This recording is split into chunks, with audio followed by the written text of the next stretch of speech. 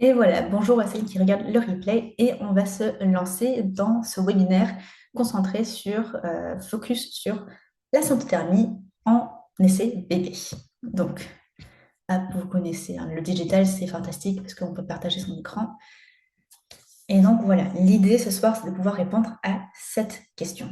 Parce que souvent, quand on se lance en symptothermie, souvent quand on se lance en symptothermie en essai bébé, on a deux options possibles, deux réactions possibles. Soit génial, je me sens tellement plus dans la maîtrise, je comprends beaucoup plus, je suis enfin en train d'avancer, enfin j'ai cette impression en tout cas d'avancer, ou le contraire de ça me stresse encore plus, j'analyse tout, chaque symptôme, chaque température, chaque truc me semble du coup super important, et dans quel cas il vaut mieux arrêter. Donc là, ce soir, c'est tomber un peu, voir dans quelle catégorie on tombe pour savoir si ça vaut la peine ou non. Donc pour ça, eh bien, je vais vous inviter à me partager vos avis. Alors, vous allez tomber sur cette page, mais je vais vous la mettre dans le chat. On commence tout de suite avec les interactions. Hop, voilà. Alors, ça va être pour faire un nuage de mots. Vous allez tomber sur cette page et l'idée, ça va être de mettre tous les mots qui vous viennent en tête quand on parle de projet bébé, quand on parle de grossesse, quand on parle d'essai bébé. Normalement, j'ai envoyé du coup le lien dans le chat, donc vous pouvez cliquer dessus et mettre tous les mots qui vous viennent en tête. Et en fait, le plus vous allez employer un mot, c'est-à-dire si deux ou trois d'entre vous rédigez du coup le même mot, eh bien ce mot sera plus gros. C'est le concept du nuage de mots, hein. Je pense que vous connaissez, mais au cas où, je vous l'explique. Fausse couche, peur, oui, oui, oui, oui, ok. Espoir, ah, j'aime beaucoup espoir. Équilibre, je sais plus équilibre était déjà là. Sommeil, ah, ah, intéressant. Intéressant sommeil. Le but aussi avec ce nuage de mots, c'est qu'en effet, on a des mots du coup sans contexte, dans le sens où c'est anonyme. Donc je ne peux pas vous demander qu'est-ce que tu veux dire par sommeil? Parce que c'est un mot qui ne ressort pas souvent. Et du coup, je ne veux pas projeter ce que moi je pense dessus. Mais ouais, couple, bébé, espoir, embryon, réserve ovarienne, d'accord. C'est un sujet, hein. Vous êtes plusieurs à l'avoir mis du coup, ça. Ouais. Je vous laisse encore voilà, 10 secondes parce que je vois que ça bouge encore. Prise de sang. Ah. On voit qu'il y en a qui sont un peu plus avancés dans le parcours, hein. Si on parle de PMA et autres, c'est que là, en effet, l'attente se fait longue et qu'on a besoin d'une aide extérieure. Bah, merci. Je suis contente que ça a marché, que ça ait marché au début, au final. C'est très bizarre que ça n'ait pas marché au début. Ah, il y a un nouveau complément alimentaire. Ah, intéressant. Oui, souvent, hein, parce qu'on parle beaucoup des carences, on parle beaucoup, même quand vous allez voir votre gynécologue et que vous dites que vous êtes intéressé, que vous commencez à réfléchir au projet bébé, on vous dit, ah bah tiens, la P9, on y va, l'acide folique, j'allais dire les folates, mais bon, ça c'est encore plus précis.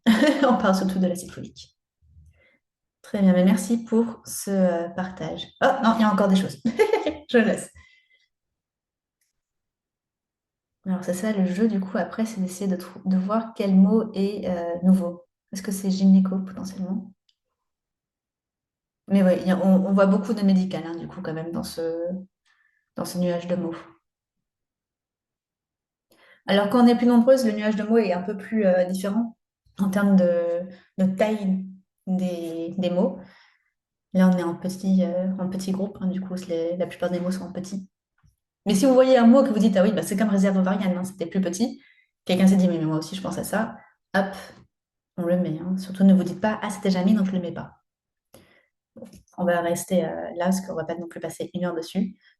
Mais ça vous donne une idée du coup, hein, de où est-ce qu'on en est toutes celles qui sont présentes aujourd'hui. Alors, on va revenir à nos slides parce que du coup, c'est très intéressant de savoir ce que vous pensez. Mais moi, du coup, je suis qui? Je sers à quoi? Pourquoi est-ce que je vous parle de tout ça? Hop.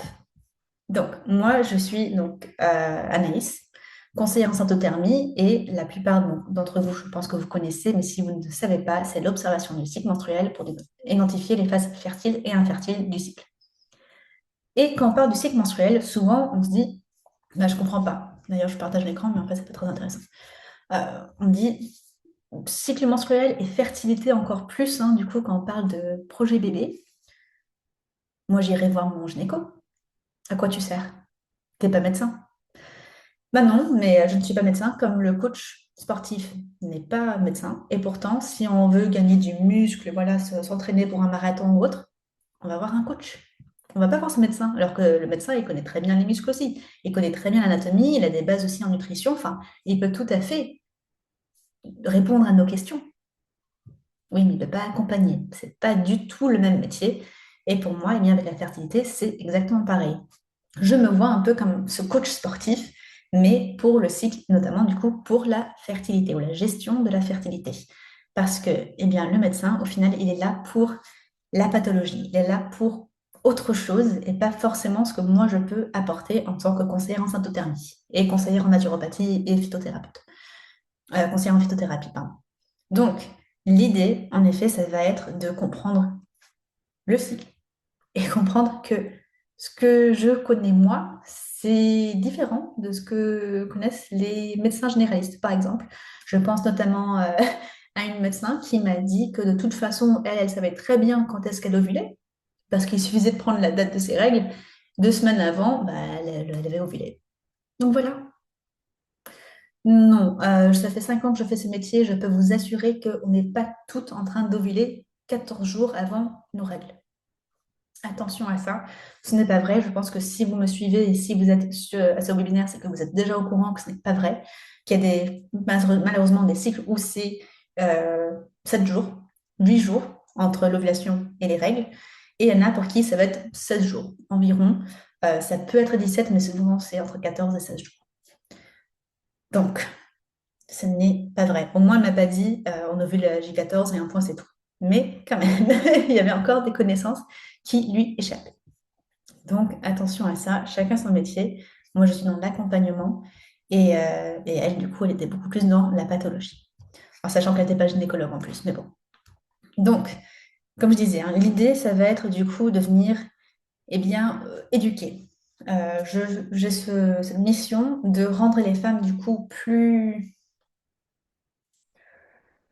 confiantes dans ce qu'elles ressentent, plus confiantes dans les informations qu'elles peuvent apporter aux médecins et de se dire qu'en fait, c'est pas juste une question de voilà le protocole dès qu'on est en essai bébé, c'est voilà le protocole parce que moi, je sais que j'ai une phase lutéale qui est trop courte. Moi, je sais que j'ai des règles qui sont euh, très douloureuses ou qui ont trop de jours de spotting ou j'ai certainement des symptômes qui montreraient un excès de prolactine, ce genre de choses. De comprendre sa situation pour pouvoir l'expliquer au médecin et de l'autre côté, du coup, avoir aussi le milieu médical qui nous écoutent mieux, parce que bah, ils se rendent compte qu'on sait de quoi on parle et qu'eux-mêmes, du coup, sont au courant que bah, oui, les femmes peuvent tout à fait eh bien, identifier leur ovulation et du coup identifier la durée de chaque phase du cycle. Et donc, dans ce cas-là, eh bien, le décalage qu'on a, cette autorité qu'ont les médecins, au final, sera un peu moindre. Bien sûr, ça reste une autorité et il y a une hiérarchie, mais voilà, c'est plus tu me dis quoi faire et je t'écoute et je fais rien, c'est non, on partage du coup la responsabilité parce que le médecin peut expliquer des choses, peut donner des conseils, des traitements, etc. Mais c'est à la patiente de mettre en pleine action et c'est à la patiente de comprendre ce qui se passe et pas juste passivement attendre l'étape suivante. Donc, voilà la mission. Et moi, je le fais du coup depuis 5 ans. Je le fais, alors je l'ai fait sur Paris chez Gynécée, la maison de la femme, chez PEMLab, une boutique du coup dédiée au cycle menstruel. Alors je le fais aussi, voilà, je suis sur Read Your Body, c'est une application anglophone, un groupe anglophone, et j'ai fait ça avec Émancipée, avec son Fertility Club pendant 10 éditions. Le, le Fertility Club était très intéressant parce que eh bien, j'ai pu voir beaucoup, beaucoup de cas et j'ai pu voir à quel point chaque femme est unique. Non seulement chaque femme est unique, mais il y a vraiment ce côté je comprends pas. Vous voyez, il y a ce côté un peu mystérieux et frustrant quand il s'agit de la fertilité parce que on peut voir deux femmes avec les mêmes symptômes travailler sur les mêmes aspects, avoir du coup un cycle qui s'équilibre, etc. Et l'une va pouvoir tomber enceinte et l'autre, bah, ça n'arrive toujours pas. Pourquoi? Et puis on va même pas parler du fait que bah, y a des femmes qui mangent McDo, qui fument, etc. Ou même qui prennent la pilule et qui l'oublient une fois et qui tombent enceintes, alors que d'autres font attention à ce qu'elles mangent, font du sport, mais pas trop, ne prennent plus d'alcool à l'apéro. Qu'est-ce qu'il y a d'autre qu'on peut faire comme sacrifice? Vont marcher tous les jours parce qu'elles savent que c'est bon aussi pour le système nerveux, etc. Regardent mille comptes sur l'huile d'onagre et sur les points d'acupuncture qui pourraient aider, etc. Dépensent aussi, bien sûr, du coup, une fortune dans les compléments alimentaires ou autres, et ça ne marche pas. Donc, il y a vraiment une injustice quand il s'agit des essais bébés, parce qu'il y en a pour qui ça va arriver comme ça, il y en a pour qui ça va arriver, voilà, dans la moyenne des 8 à 9 mois, et il y en a pour qui ça va prendre des années. Donc, l'idée, c'est toujours de voir que nous dit le cycle, oui, bien sûr, mais aussi ne pas oublier que c'est pas que la femme. Aujourd'hui, on a bien compris que c'est, enfin, on a bien compris, et encore, c'est pas que la femme, c'est l'homme aussi. Monsieur aussi est responsable de la fertilité du couple, hein. C'est pas juste la fertilité de la femme. Une femme ne fait pas un bébé tout seul, toute seule. Donc voilà, aujourd'hui, on parle de plus en plus de la fertilité de l'homme et comme quoi, ah bah tiens, en fait, oui, l'homme aussi devrait se préparer avant une grossesse, hein. Il y a une routine peut-être préconception à avoir. Oui, évidemment, c'est pas comme si nous, on était en train de le dire depuis des années. Bref. Donc l'homme a son rôle à jouer, la femme encore plus, et pour moi, c'est plus simple, hein. Bon, en plus, c'est mon métier, mais c'est plus simple parce qu'on a le cycle menstruel qui nous dit exactement ce qu'il faut faire, en tout cas dans quelle direction avancer, et du coup, on arrive à trouver des solutions. Mais il y a un troisième élément, hein, il y a le bébé. Le bébé qui, lui, fait ce qu'il veut, on ne peut rien savoir, on ne peut pas lui poser de questions. En tout cas, moi, je ne veux pas lui poser de questions. Il y a des personnes qui ont cette croyance qu'ils peuvent communiquer avec les âmes. Bon, moi, je n'ai pas cette croyance-là.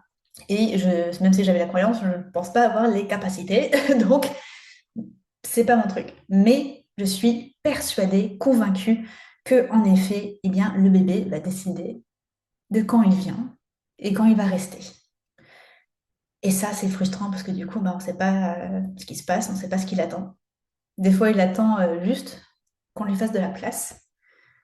C'est-à-dire qu'il y a des femmes pour qui j'ai pu voir que rien que le fait de ralentir, d'avoir un emploi du temps moins chargé, de faire comme si le bébé était déjà là et que du coup, bah oui, il faut rentrer plus tôt, il faut se coucher voilà, un peu plus tôt parce que bah, voilà, on est fatigué parce que le bébé nous a fatigués, etc. Et du coup, pas se coucher à 2 heures du matin. C'était un cas quand même extrême. Et ben, il y a eu une grossesse. Est-ce que c'est le fait d'avoir fait de la place pour le bébé ou est-ce que c'est le fait d'avoir calmé en fait le quotidien qui a rassuré le corps et qui a aidé du coup à équilibrer voilà, de façon hormonale? Bon, on ne peut pas savoir. On ne pourra jamais savoir exactement le truc ou les trucs. Pour moi, c'est une accumulation à chaque fois, mais bon, c'est toujours une question de qu'est-ce qu'on peut mettre en place ou qu'est-ce qu'on peut ajuster et comment est-ce qu'on peut faciliter l'attente parce que il y aura une attente et on ne sait pas pendant combien de temps. Et c'est ça qui est compliqué. C'est combien de temps va durer cette attente. Si seulement on pouvait savoir. Si on le savait, je pense qu'on serait rassuré. On se dirait, OK, bon, je sais que ça va prendre 2 ans, néanmoins, je sais que ça va arriver. Hop. Alors, si on revient ici, je prends un petit verre d'eau. Petite gorgée.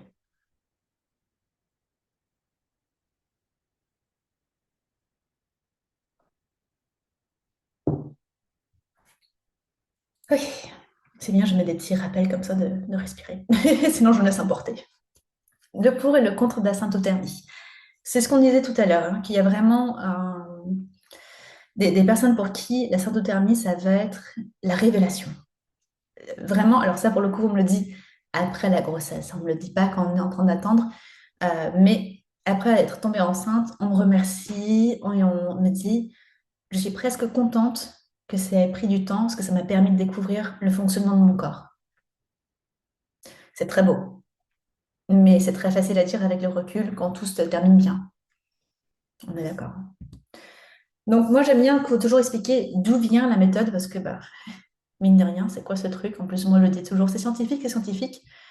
Oui, merci, mais si les médecins ne connaissent pas, comment est-ce que tu veux que je te croie quand tu me dis que c'est scientifique?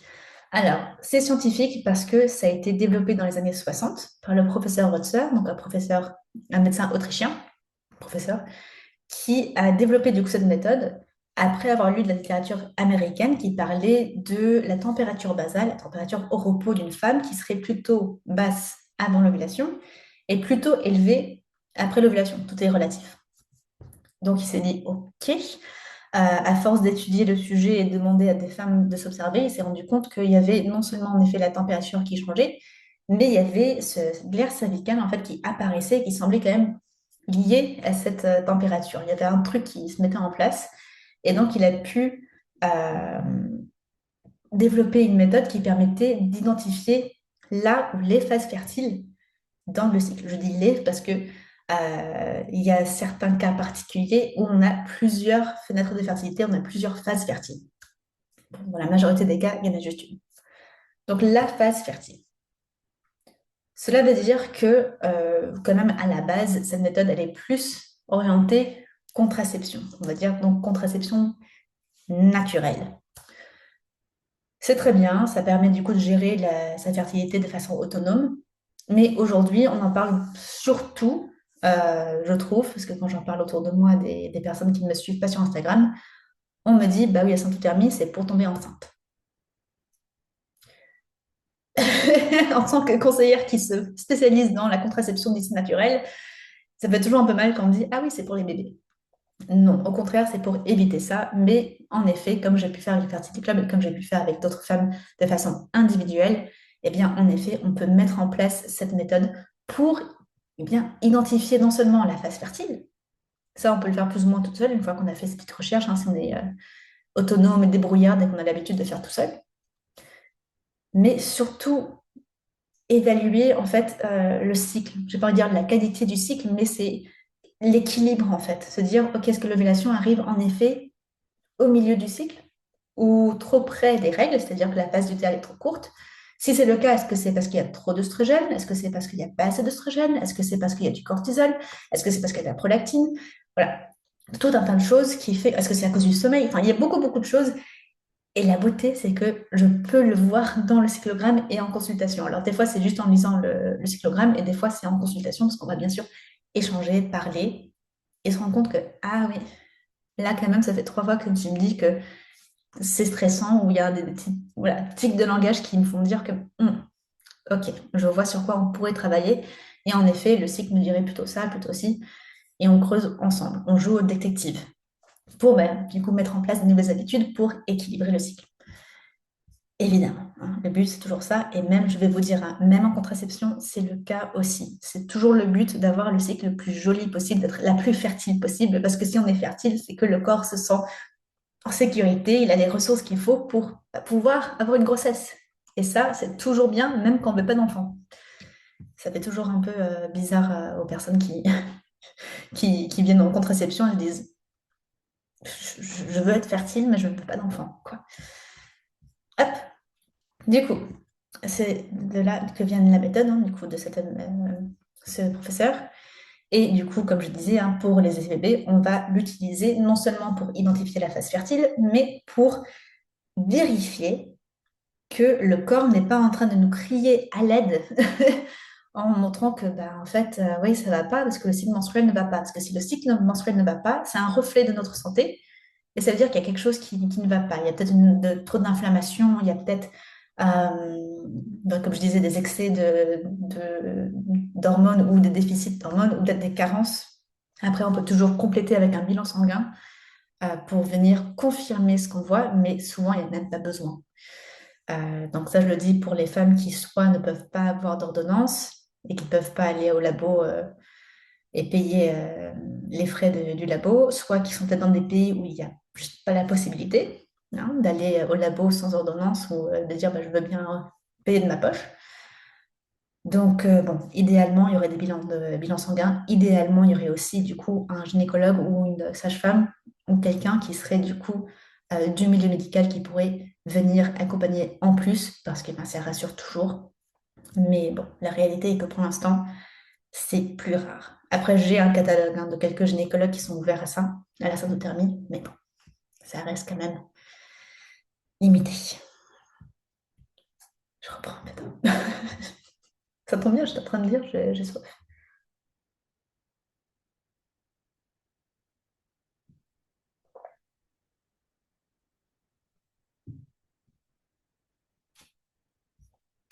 Alors, Laurence Digic, hein, c'est la fondatrice d'Émancipé, du compte Émancipé. Donc, c'est avec elle que j'ai pu travailler quand elle a lancé son Fertility Club, tout au début, donc en 2021. C'était une aventure. Et du coup, on a fait 10 éditions. C'était la folie. Donc, qu'est-ce qu'il faut savoir pour se lancer? Je ne vous ai pas demandé ce que vous avez sur la syntothermie, parce que je sais qu'en plus, il y a un replay. Du coup, je sais qu'il y a des personnes qui découvrent complètement. Donc, la syntothermie, c'est... Alors, je vais revenir sur moi pour que ce soit plus clair potentiellement. Syntothermie, c'est symptothermie. Sympto, symptôme, la glace alcale, thermie, température, la température basale. On peut en effet observer le col de l'utérus si on est intéressé, si on est curieuse. Je ne suis pas fan, mais on peut. Je sais que pour certaines femmes qui ont du mal avec la glaire cervicale, c'est leur façon en fait d'observer où est-ce qu'elles en sont dans leur cycle. Soit. Mais il faut comprendre que si on met les doigts dans le vagin pour aller jusqu'au fond et toucher, parce que je vous parle du col de l'utérus, mais peut-être que vous ne savez même pas ce que c'est. Pour ça, je vais sortir bel utérus là, hop, on le voit assez bien. Donc là, on a l'utérus avec les ovaires, le vagin ici et le col de l'utérus. Col de l'utérus. Et en fait, on peut venir le toucher pour voir est-ce qu'il est ouvert, est-ce qu'il est bas, est-ce qu'il est dur, est-ce qu'il est mou, enfin bref. On peut venir le palper. Sauf que si on met ses doigts comme ça jusqu'au fond du vagin pour toucher le col de l'utérus, eh bien, qu'est-ce qu'on fait? On invite les bactéries, même si on a les doigts bien propres, évidemment qu'on a les mains bien propres, mais il y a les ongles, etc. Eh bien, on va quand même mettre des corps étrangers en fait dans le vagin. Et donc, qu'est-ce que va faire le vagin? Il va réagir. Il y aura des pertes blanches, il y aura potentiellement du coup un risque aussi d'infection, si jamais on se coupe ou je ne sais quoi. Il y a aussi, enfin bref, il y a plein de choses qui font que c'est pas top, mais ce qui est vraiment le pire, c'est qu'on va venir gêner, perturber la flore vaginale et potentiellement en plus des spermatozoïdes. Si jamais il y a des petits spermatozoïdes qui sont en train de se faire un petit nid en attendant, du coup, eux, ils restent dans les cryptes du col de l'utérus.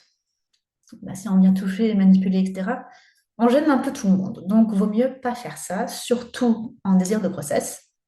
Mais j'entends que pour certaines, c'est nécessaire. Mais voilà, ce que je vous propose à chaque fois, c'est d'éviter de venir insérer les doigts parce que, eh bien, si vous insérez les doigts, vous allez certainement amplifier le problème d'observation de la glaire cervicale et potentiellement gêner cette flore vaginale qui est très, très, très importante pour vous et pour votre fertilité aussi, en tout cas pour la conception. Donc ça, c'est le plus important à comprendre, c'est que la syntothermie, c'est la glaire cervicale et la température, en sachant que glaire cervicale, ça va être le visuel, mais aussi le ressenti, les sensations. Hop, je remets sur le partage d'écran. Hop, voilà. Et on va noter tout ça donc dans un cyclogramme, dans un tableau comme celui-ci. On va le revoir un peu plus près juste après. Je souhaite la bienvenue du coup à Amina qui nous rejoint.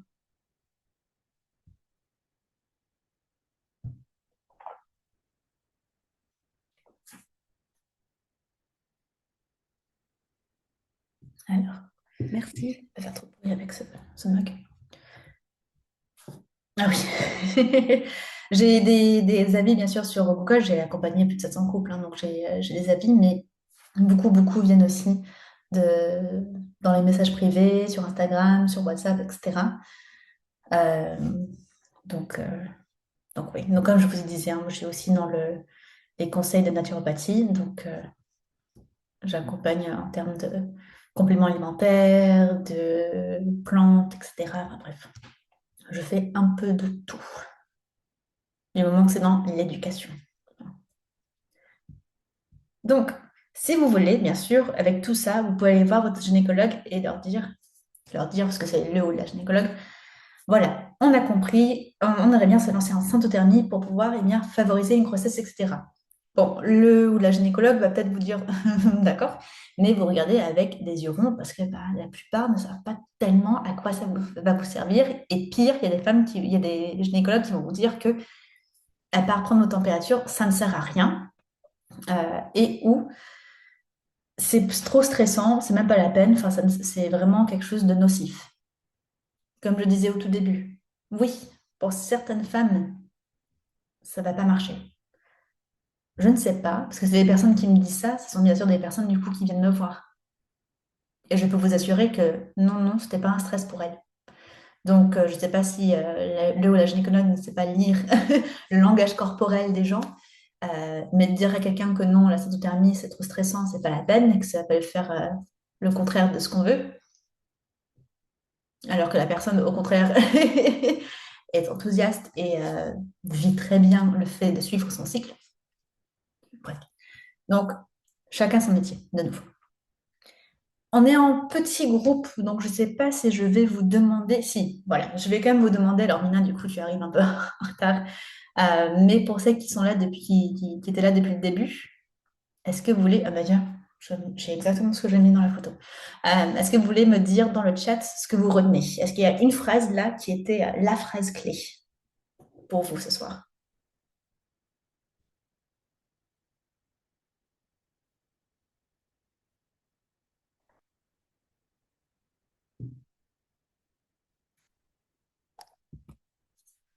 Je vous laisse un peu de temps pour écrire.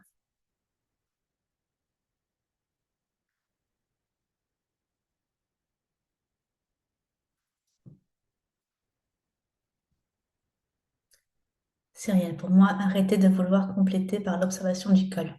Car honnêtement, je n'étais pas à l'aise avec ça. Super. Vraiment, ça, j'en suis ravie. Absolument ravie, parce que le nombre de femmes qui me disent ça, en effet, c'est très bien. Alors pareil pour la température, je me suis pas attardée sur le sujet, mais on n'est pas obligé de la prendre tous les jours à la même heure. On n'est pas obligé de la prendre pendant 3 minutes non plus. Euh, ouais, ça, c'est des choses que je vois plutôt en consultation. Mais le plus important, c'est de comprendre qu'on n'est pas obligé de la prendre à la même heure tous les jours. Parce que c'est vraiment une contrainte que je retrouve beaucoup en consultation découverte. Et en fait, non, ça n'a pas lieu d'être. Margot, la symptothermie est compatible aussi bien en ACVB qu'en contraception. Cyril, ouf, je me levais tous les jours à 6 heures. Ah Ben voilà, double récompense. Tu as du coup toutes les infos là qui vont te permettre de mieux vivre ce prochain cycle ou ce cycle en cours au moins. Ouf. Très bien, très bien. Moi, l'idée à chaque fois, c'est d'être utile. Donc, je sens que là, au moins, j'ai pu mettre un peu des choses au clair. Donc, très bien. 6 heures, même en vacances, même le week-end, du coup, tu te levais à 6 heures. Horreur. Non, moi, je dis toujours en consultation, on ne va pas sacrifier son sommeil pour la symptothermie. Je suis très contente que c'est des allitérations. Mais voilà, ça ne sert à rien. C'est la méthode qui s'adapte à la personne et pas le contraire. Et après, pour interpréter, là, pour le coup, c'est strict. Mais pour mettre en place, oui, il y a des choses qu'il faut bien faire, mais c'est pas aussi strict que ce qu'on pense. Donc, et surtout en désir de grossesse. Ça, je ne peux pas vous dire le nombre de femmes que j'ai pu accompagner qui ont appris en fait que, en effet, elles s'étaient mises des contraintes de fou. Oui, cela m'empêche aussi de dormir, que ça me réveille vers 3 heures tellement j'en pense. Oui, exactement, ça aussi. Alors, pour le coup, j'en faisais partie, même quand donc quand j'ai débuté en contraception naturelle. Je me réveillais aussi à 3 heures, 4 heures du matin en me disant ma température. Faut surtout pas que j'oublie ma température. Alors qu'au final, on peut l'oublier un jour, 2 jours, c'est OK. Mais ça se comprend. Ça se comprend en conception, qu'on soit encore plus stressé là-dessus. My Scanted Job ne serait donc pas recommandé dans ce cas-là. Pas forcément. Alors ça peut aider. Moi, je ne suis pas forcément fan. En tout cas, toutes les personnes que j'ai pu accompagner de façon individuelle directement ne sont pas passées par le temp job. Toutes étaient très contentes avec le thermomètre basal classique. Euh, et pas seulement à cause du prix. Donc ouais, je peux le recommander. Alors, je l'ai recommandé dans le Fertility Club. Ça se discute, ça se discute. J'ai une femme qui avait le time drop et puis elle est venue me voir. Elle avait les deux au cas où. Et puis, au bout de 3 mois avec moi, elle a arrêté le time drop. Elle m'a dit, en fait, c'est beaucoup plus clair avec l'autre thermomètre. C'est anecdotique, mais ça dit, oui. Mais bon, ça m'a marqué. Donc, je le partage. Donc, comme vous vous en doutez, hein, du coup, il faut beaucoup plus qu'une heure pour comprendre comment il va du coup bien pratiquer son thermie comme méthode d'observation du cycle, et ensuite apprendre à décoder, interpréter le cycle. Il a plein de choses à nous dire, et comme disait du coup, alors c'était un anonyme, mais oui, je lis dans les cycles comme on peut lire dans les livres. Non, Sandy, ça avait dit ça, mais je peux lire dans les cycles comme on peut lire dans les paumes de main. Alors, c'était où ça? Bon, c'était il y a trop loin, c'est trop loin. Non. Où ça arrive? C'était tout ça.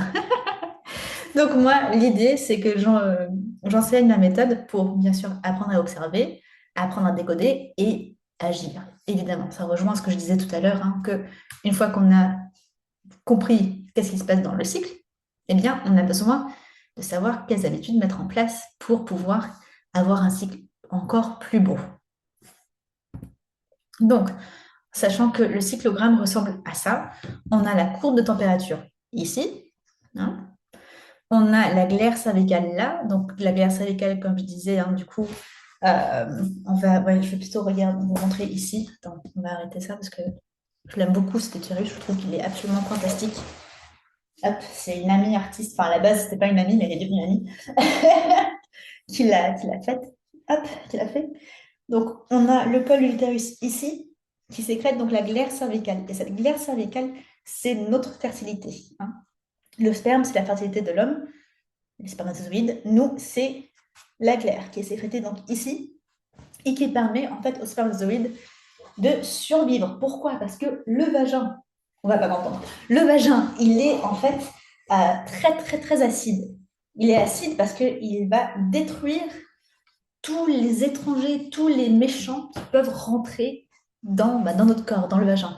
Donc, pour éviter qu'ils arrivent jusqu'au col, et surtout si le col est ouvert, qu'ils rentrent du coup dans l'utérus, eh bien le vagin va venir détruire tout dans les spermatozoïdes. Et du coup, les spermatozoïdes ont besoin de venir se réfugier dans la glaire pour se protéger, mais aussi se nourrir en attendant l'ovulation.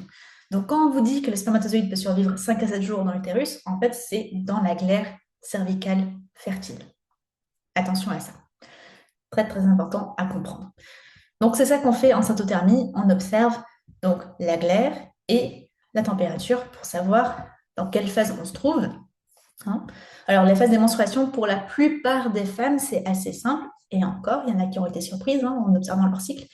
Donc, il y a les menstruations, les règles, la phase folliculaire, l'ovulation supposée, hein. Là, c'était certainement ce jour-là, mais on n'est pas 100% sûr. Et la phase lutéale. Pour tout vous dire, on va surtout parler de phase folliculaire et phase lutéale, hein. On coupe en deux. Donc voilà, ça c'est un cyclogramme. Et grâce à la symptothermie, donc symptothermie, la glaire et la température, on va pouvoir identifier les différentes phases. Pour savoir est-ce que c'est équilibré, oui ou non, la l'ovulation arrive certainement plus ou moins au milieu du cycle. C'est bien. Bon, cette dame était en contraception, une grossesse ne l'intéressait pas. Mais bon, c'est très bien quand même, parce que, comme je disais, la fertilité est un reflet de notre santé. Donc si le cycle va bien, il y a de fortes chances que dans la vie, on va bien aussi. Ou en tout cas, le corps arrive à suivre le rythme. Donc, je vous avais déjà mis, désolé pour le bruit de bouche, je vous ai mis, normalement, quand vous êtes inscrite, vous avez reçu le cyclogramme vierge, mais si jamais vous ne l'avez pas reçu, je vais vous le mettre dans le chat pour vous remercier. Hop, la photo de Berkeley que je voulais vous montrer. Donc, on se retrouve sur le bon... Oui, je pense qu'on est sur le bon truc. Ouf.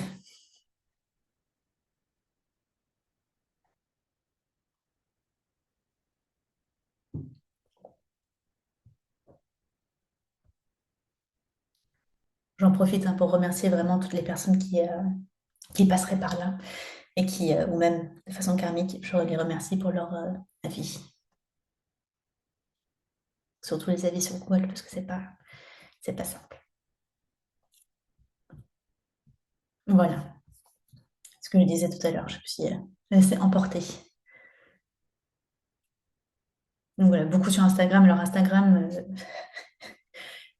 je ne suis pas fan quand on m'écrit sur Instagram parce que tout le monde m'écrit sur Instagram. Du coup, quand je me rends compte que c'est quelqu'un avec qui je travaille, que j'accompagne, qui m'écrit, je me dis, ah, qu'est-ce qui se passe? Bon, là, c'était une partie des clubs 8, hein, donc c'est normal qu'elle me contacte sur Instagram parce qu'elle n'avait pas mon contact mail. Mais voilà, la diseuse de bonne aventure qui lit dans les courbes de Sainto. Ouais, ouais, ouais, ouais. Parce que le cycle a beaucoup à nous dire. Donc, si vous souhaitez vous lancer, si vous souhaitez avoir surtout un soutien, un accompagnement, quelqu'un à qui vous pouvez vous tourner pour dire, attends, j'ai une question là. Est-ce que tu peux me dire, voilà, ou qu'est-ce que je fais pour ça, ou c'est quoi ton avis, ou voilà, on a tous besoin de ce genre de soutien, on a tout envie d'avoir quelqu'un de plus expert que nous pour nous guider. Donc, je suis vraiment très disponible, je fais exprès parce que je sais ce que c'est que d'avoir des questions ou d'avoir besoin d'avancer. Donc, voilà, profitez-en. Donc, il suffira de cliquer sur la date, l'heure, et voilà, remplir les informations. Voilà pour ça. Donc, ce qu'on a vu ce soir, c'était qu'on peut sortir des statistiques, hein. Comme je vous ai dit, voilà, la durée moyenne pour une grossesse, enfin, pour les essais bébés, c'est 8 à 9 mois, mais encore, ça se rallonge. Je vous propose de redevenir du coup actrice de ce projet. Super, merci Margot. Merci pour la confiance. Et du coup, voilà, comme Margot, hein, du coup, de prendre de, c'est un anglicisme là qui vient. Je suis désolée, je parle beaucoup en anglais à la maison et du coup, c'est ça qui me vient. C'est prendre avantage, mais c'est pas du tout ça. En anglais, on dit ça, mais en français, on dit euh, saisir l'opportunité, comme Margot. En tout cas, voilà, profiter de cet avantage pour avoir ces 30 minutes de discussion. Profitez. Merci, moi. Bye. Merci beaucoup. Ouais, ouais, c'est fin de journée. En plus, on est que mercredi. J'ai encore beaucoup de consultations demain. J'ai un webinaire aussi demain. Enfin bref. D'ailleurs, si vous êtes intéressé, hein, demain, le webinaire que je donne, donc pareil à 20h30, parce que voilà, c'est l'heure du dîner, mais j'avais déjà proposé cette heure-là. Ce sera sur l'impact des hormones sur la productivité. Donc, c'est un peu plus général sur le cycle. C'est un peu plus orienté vers les entrepreneurs, mais ça peut intéresser plusieurs personnes. C'est pour ça que c'est le soir et pas en journée. Donc, si vous êtes intéressé, eh bien, il suffira de nous le dire en réponse du mail que je vous enverrai du coup demain avec le replay. Envoyez-moi un petit message pour dire, et d'ailleurs, ce soir, je suis aussi intéressée. Et comme ça, je pourrais vous mettre le lien et où vous envoyer le replay demain soir si vous n'êtes pas disponible. Avec plaisir, Cyril.